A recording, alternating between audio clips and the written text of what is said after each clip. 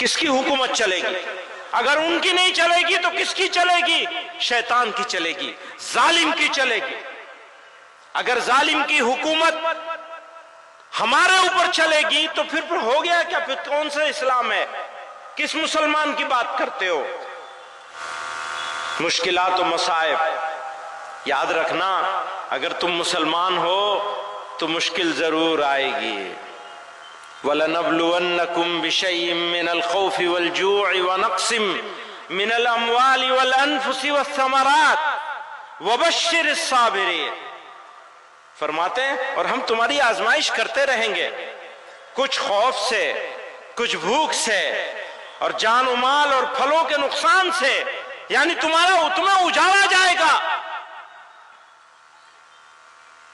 تیار ہو اس کے لیے؟ تیار ہونا پڑے گا۔ اگر مسلمان ہو تو تیار ہونا پڑے گا۔ کہتے ہیں حسب الناس ان یترکوا ان یقولوا آمنا وہم لا یفتنون، آزمائے نہیں جاؤ گے؟ پہلی آزمائش یہ ہے کہ ہم اپنی من مرضی کرنا چھوڑ دیں، یہ ہے پہلی آزمائش۔ اپنی من مرضی کرنا چھوڑ دیجئے، اپنی شادیاں اس کے مطابق کیجئے جو اسوہ رسول ہے صلی اللہ علیہ وسلم۔ آپ کی شادیاں، آپ کے بچے، آپ کے گھر، آپ کے معاملات، آپ کا پڑوس، اگر وہ ٹھیک ہے تو سب ٹھیک، وہ نہیں ٹھیک تو کچھ نہیں ٹھیک۔ بزرگوں اور دوستوں، میں ابھی آ رہا تھا تو مجھ سے بنگلہ دیش کے بارے میں سوال کر رہے تھے۔ میں نے کہا اگر کوئی غیر مسلم کسی مسلمان کے درمیان میں رہتا ہے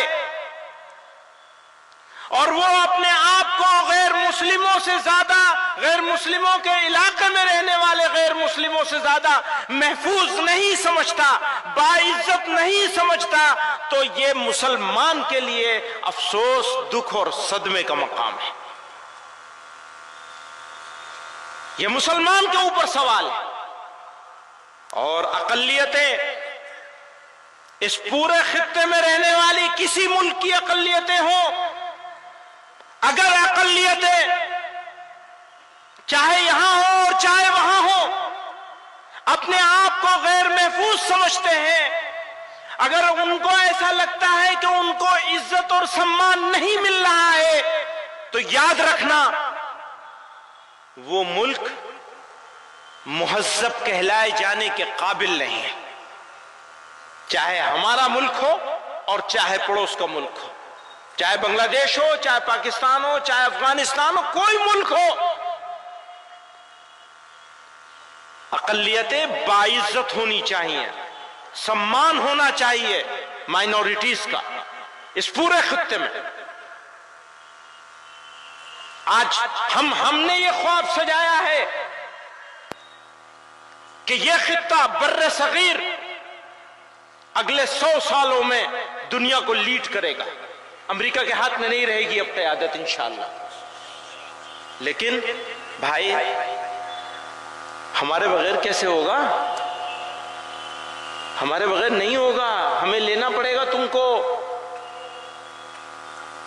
ہمیں سمان دینا پڑے گا، ہمیں موقع دینا پڑے گا، برابر کی اپورچونٹی دینی پڑے گی،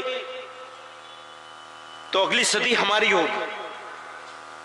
اللہ تعالی ہمیں سچا پکا مسلمان بنائے، صحیح راستے پہ چلنے کی توفیق عطا فرمائے، اور ہماری بدعمالیوں سے ہماری حفاظت فرمائے۔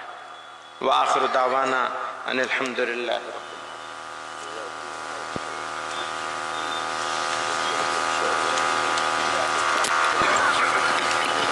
آج کے اس عظیم الشان اور تاریخ ساز اجلاس کا آخری خطاب اور کلیدی خطاب مخدوم گرامی حضرت مولانا مفتی سید محمد عفان صاحب منصور پوری دامت برکاتہم العالیہ کا ہوگا۔